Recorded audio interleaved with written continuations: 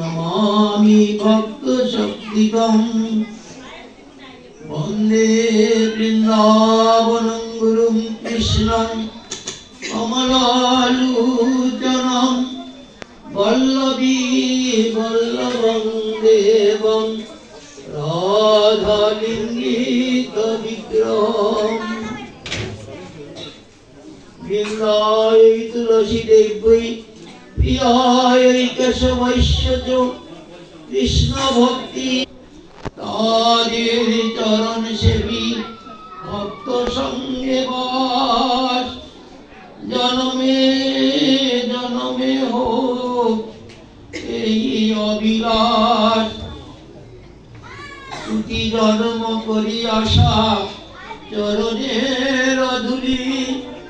দাস করি রাখো মরে আপনার বলি।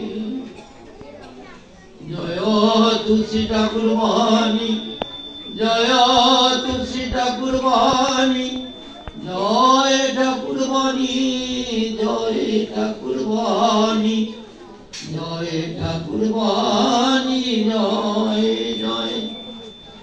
রমণ মাধব সদানন্দং সংকীর্তন পরায়ণং আর্যশীলং দ্বিজ শ্রেষ্ঠং বাণীনাথনমায়মহম। প্রেমানন্দে বাহুতুলে হরি হরি হরি। সৃষ্টি ঠাকুর বাণী বসুরি। হরে কৃষ্ণ হরে কৃষ্ণ কৃষ্ণ কৃষ্ণ হরে হরে, হরে রাম হরে রাম, রাম রাম হরে হরে। হরে কৃষ্ণ কৃষ্ণ কৃষ্ণ হরে হরে, হরে রাম হরে রাম, রাম রাম হরে হরে। হরে কৃষ্ণ কৃষ্ণ কৃষ্ণ হরে হরে, হরে রাম হরে রাম। আমরা শ্রীমদ্ ভাগবতের অপূর্ব কাহিনী, ভক্ত এবং ভগবানের মিলন কাহিনী, চরম মিলন কাহিনী, পরম মিলন কাহিনী, রসের চরম পরিণতি, ভক্তির চরম পরিণতি, ভাবনার চিন্তার চরম পরিণতি স্বরূপ রাধা কৃষ্ণ এবং গোপীর সঙ্গে গোপীনাথের মিলন কথা, শ্রীমদ্ ভাগবত কথার রস আস্বাদন করার চেষ্টা করি। তাই আমরা সেখানে এখন প্রবেশ করছি। ভগবান শ্রীকৃষ্ণ দ্বাপর যুগে অবতীর্ণ হয়েছেন মাধুর্য মণ্ডিত হয়ে। তিনি ভগবান হয়েও অত্যন্ত ভক্তবৎসল, অত্যন্ত প্রেমিক। তিনি ভালোবাসতে পারেন জীবকে, ভক্তকে, আবার জীব এবং ভক্তের ভালোবাসা গ্রহণ করতে পারেন, আস্বাদন করতে পারেন। সেটি দ্বাপর যুগে স্বয়ং কৃষ্ণ পূর্ণ ব্রহ্ম, যিনি সেই কৃষ্ণ অবতীর্ণ হয়ে ভক্ত সঙ্গে সেই লীলার মাধ্যমে সেটি প্রমাণ করেছে। কারণ এর পূর্বে সেটি মানুষের ধারণা ছিল না। তখনকার সময়ের মানুষ, জয় গুরু,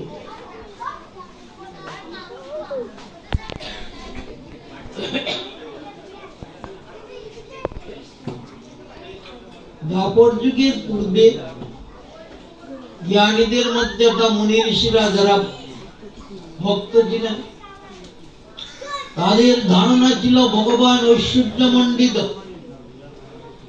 তিনি চতুর্ভুজধারী, শঙ্খ চক্র গদা পদ্মধারী নারায়ণ রূপে অবস্থান করছেন বৈকুণ্ঠে।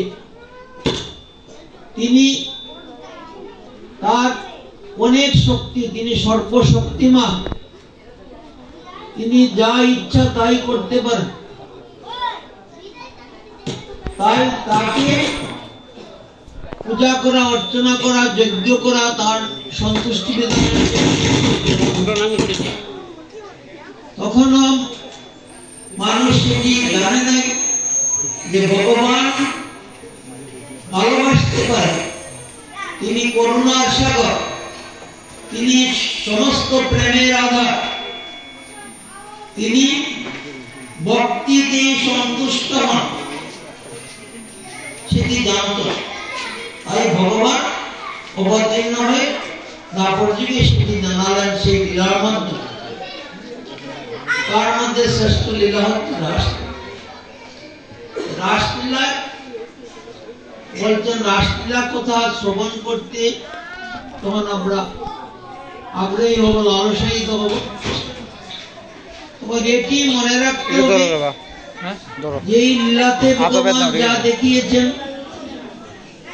করেছেন সেটি মানুষের জন্য নয়, মানুষের কাজ, সেটি স্বয়ং ভগবানের কাজ, ভগবানের লীলা, এবং সেই লীলার মাধ্যমে শিক্ষা দিয়েছেন। সেই ভাব নিয়ে সেটি গ্রহণ করতে হবে। বলছেন যে লীলাটি অপূর্ব লীলা, রাসলীলা করেছেন গোপীর সঙ্গে, সেটি আস্বাদন করতে সেই গোপী ভাব হতে হবে, গোপী ভাব নিয়ে সেটি আস্বাদন করতে হবে। আমরা দেখি এখন কিভাবে লীলাতে যাওয়া যায়। তাই যারা উপস্থিত হয়েছেন তারা অত্যন্ত ভাগ্যবান, ভাগ্যবতী। ভগবানের কথা শ্রবণ করার জন্য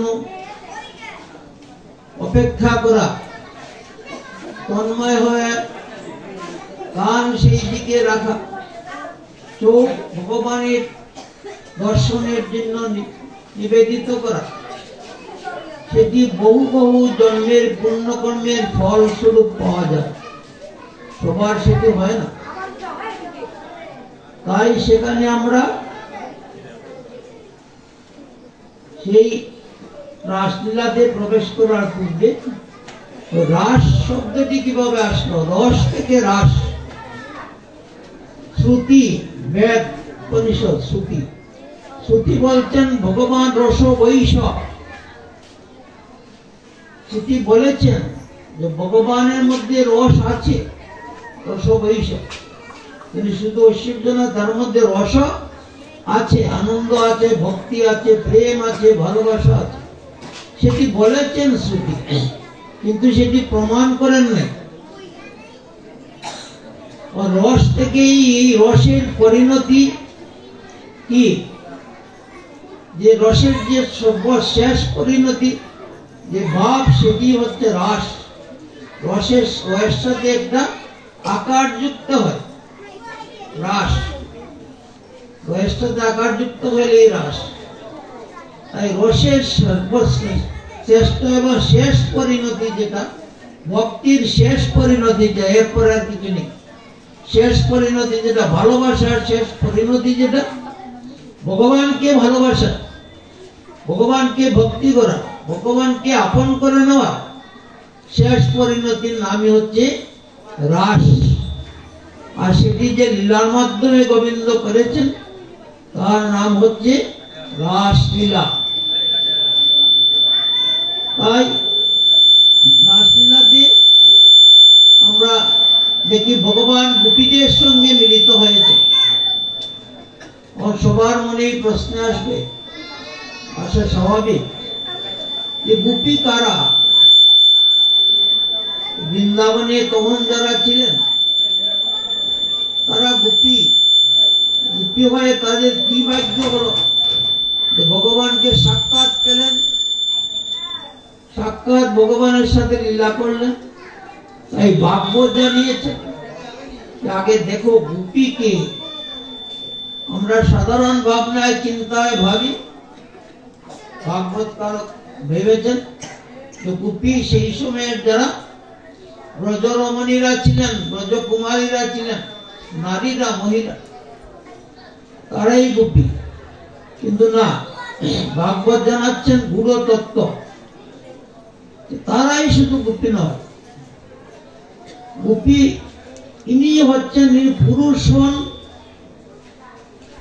মহিলা হন, কুমারী হন, কুমার হন, বালক হন, বালিকা হন, তাতে যায় আসে না।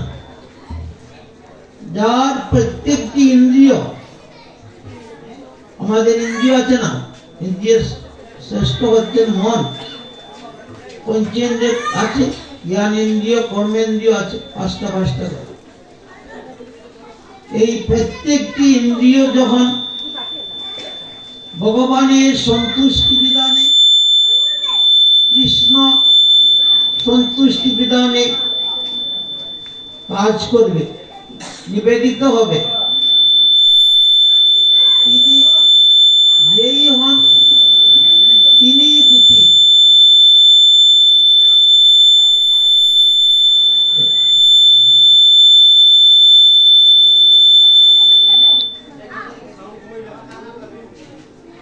তিনি গোপী।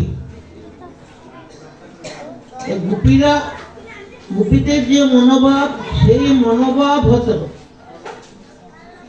গোপীদের মনোভাব হচ্ছে আমার গোবিন্দ, আমার প্রাণেশ্বর, আমার একমাত্র গতি, আমার জীবনেরও গতি, আমার মরণের গতি। সেই কৃষ্ণ ইন্দ্রিয় প্রীতি ইচ্ছা তার মনে জাগ্রত থাকবে, নিজের কথা ভাববেন না। ভগবানকে সুখ দিতে গিয়ে নিজের কষ্ট হোক, পাপ হোক, নরকগামী হই আমি, তাতে আমার ক্ষতি নেই।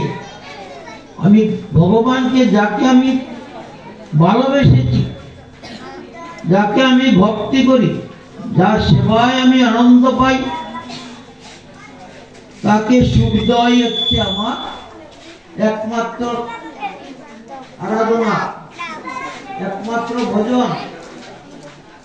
তারাই গোপী। তখনকার সময়ে যারা বৃন্দাবনে গোপী হয়ে এসেছিলেন, তারা সেই ভাবের ছিলেন। ভগবানকে কাছে পাওয়া, ভগবানের সঙ্গে একাত্মতা হয়ে লীলা করা, সেটি চারটিখানি কথা নয়, জন্ম জন্মান্তরে প্রবল ইচ্ছা, প্রবল বাসনা, ভজনের শেষ পরিণতি। তাই গোপীকে ভাগবত 3 ধরনে ভাগ করেছেন। কেউ হচ্ছেন শ্রুতিচরী, শ্রুতিচরী গোপী। তারপরে হচ্ছেন দেবচরী গোপী আর ঋষিচরী গোপী। 3 ধরনের গোপী আছে। শ্রুতিচরী যারা, শ্রুতি হচ্ছেন বেদ, বেদের মতো করে পূজা অর্চনা, মন্ত্রতন্ত্র বলে ভগবানের পূজা অর্চনা করেছেন, সারা জীবন করেছেন, করে ভগবানকে খুশি করতে পেরেছেন বহু কষ্টে। তখন ভগবান কৃপা করে বলছেন যে তুমি যে আমার দর্শন চাচ্ছ, আমার সেবা করতে চাচ্ছ, সেটি এখন সম্ভব নয়। আমি দাপর যুগে অবতীর্ণ হব সেই লীলা নিয়ে, তখন তোমরা ওই দাপরে জন্মগ্রহণ করবে। কোথায়? আমি অবতীর্ণ হব বৃন্দাবনে। বৃন্দাবন রম্যস্থান, সেটি দিব্য, সেটি আমার ধাম। এই নিত্য বৃন্দাবনে যে আমি আছি, কোথায়? গোলকে ভগবান শ্রীকৃষ্ণ এই সখী সঙ্গে, গোপী সঙ্গে, রাধারানী সহ নিত্য লীলায় বিরাজমান আছেন গোলক ধামে। সেখানে নিত্য বৃন্দাবন আছে। সেই বৃন্দাবনের, এই বৃন্দাবনের যে সমস্ত ময়ূর ময়ূরী, বানর বানরী, পশু পক্ষী, গোপ গোপী সবাই সেখানে নিত্য আছেন। গোবর্ধন পর্বত যেখানে ভগবান লীলা করেছেন, সেই গোবর্ধন পর্বতে সেখানে আছে। সেখানে যমুনা আছেন, নিত্য যমুনা প্রবাহমান। তারই অংশ হিসাবে এই বৃন্দাবন 84 ক্রোশ বৃন্দাবন আয়তন। তাই বলছেন যে তোমরা সেখানে কি জন্ম নিবে। ওই শ্রুতিচরী যারা, তাদেরকে বলেছেন। তারপরে দেবচরী মানে দেবতারা ভগবানের দর্শন লাভের জন্য আকুল থাকেন, কিন্তু দেবতারা দর্শন সহজে পান না, কারণ দেবতাদের মধ্যে ভক্তির অভাব আছে। সেটার কারণ হচ্ছে যেখানে ঐশ্বর্য আছে, ক্ষমতা আছে, গর্ব আছে, সেখানে বিনয় থাকে না। বিনয় না থাকলে ভক্তি থাকে। এই দেবতাদের শক্তি আছে, ভগবত শক্তি প্রাপ্ত, এক একজনের এক এক শক্তি আছে। এই শক্তির অহমিকায়, রূপের অহমিকায় তারা বিনয়ী হতে পারে না। তাই তাদের মধ্যে কি আছে? সাত্বিক গুণ কম আছে, রজগুণের প্রভাব বেশি। তাই তারা গোবিন্দের দর্শন, যদিও স্বর্গে আছেন দেবতারা, কিন্তু গোবিন্দের দর্শন সহজে পান না। তাই তারাও কামনা করেন, বাসনা করেন, ভজন করছেন, হে গোবিন্দ, তোমাকে যদি আমরা মানুষের মতো দর্শন করতে পারি। মানুষ কিন্তু শ্রেষ্ঠ। ভগবান আমাদেরকে সব কিছু দিয়ে দিয়েছেন, যেটি দেবতারাও আমাদের মতো হতে চান। মানুষের কণ্ঠে উচ্চারিত হয় জয় রাধে, জয় কৃষ্ণ, জয় গোবিন্দ, হরিনাম উচ্চারিত হয়, সেটি দেবতাদের মধ্যে সহজে হয়। তাই দেবতারা ভগবানকে পাওয়ার জন্য যখন ব্যগ্র হয়ে আরাধনা করেছেন, তখন তাদেরকেও ভগবান বলেছেন যে স্বর্গে থেকে তোমরা আমাকে পাবে না। তোমরা আমাকে পেতে গেলে সেই বৃন্দাবনে যেতে হবে, বৃন্দাবনের ভাব নিতে হবে, প্রেম রাখতে হবে, অহংকার ত্যাগ করতে হবে। তাই তোমরা গিয়ে বৃন্দাবনে জন্মগ্রহণ করো। এরা হচ্ছেন দেবচরী, উদ্ভিদের মধ্যে আছে। তার পরবর্তীতে হচ্ছেন ঋষিচরী। ঋষি, মুনি ঋষি আমরা বলি না, মুনি ঋষি। এরা তো ধ্যান করেন, তপস্যা করেছেন, জন্ম জন্ম তপস্যা করেছেন। ত্রেতাযুগে যখন শ্রীরাম বনে গিয়েছিলেন 14 বছরের জন্য, জানা আছে সবারই, বনে গিয়েছিলেন। সেখানে লীলা রহস্যের জন্য রাবণ সীতাকে হরণ করে নিয়ে যায়। তখন ভগবান রাম সাধারণ মানুষ নয়, রাম লক্ষ্মণ সীতাকে বনে বনে খুঁজেছেন, খুঁজতে খুঁজতে পাচ্ছেন না। তখন এক জায়গায় বসে রাম অত্যন্ত দুঃখ পেয়েছে। দুঃখ পেয়ে তার চোখ দিয়ে দু চোখ বেয়ে জল ঝরছে। সীতার জন্য তার কান্না হচ্ছে। সেইখানে তো মুনিরা কোথায় থাকেন? ওই বনে থাকে, হিমালয় পর্বতে, নির্জন স্থান। ওই মুনি ঋষিরা সে দৃশ্য দেখেছে এবং ধ্যানে জেনেছেন যে এই রাম তো মানুষ নয়, তিনি তো ভগবান। তখন মুনি ঋষিরা ভাবলেন, আরে ভগবান হয়ে তিনি তার স্ত্রীর জন্য কাঁদছেন, এটি আবার কি লীলা? ভগবান তো ইচ্ছা করলেই সব করতে পারে। কাঁদছেন ভগবান তার স্ত্রীর জন্য। এই ভাব থেকে তাদের মনে হয়েছে এই প্রেমময় ভগবানকে যদি আমরা লাভ করতে পারতাম, যিনি কাঁদতে পারেন, যিনি ভালোবাসতে পারেন। আমরা তো শুধু ঐশ্বর্যশালী ভগবানের জন্য ধ্যান করেছি, তপস্যা করেছি, কিন্তু আজ যেটি দেখলাম সেই ভগবানকে যদি আমরা লাভ করতে পারতাম, এই বলে তারা তখন সেই ভগবানের কথা চিন্তা করে তপস্যা করে।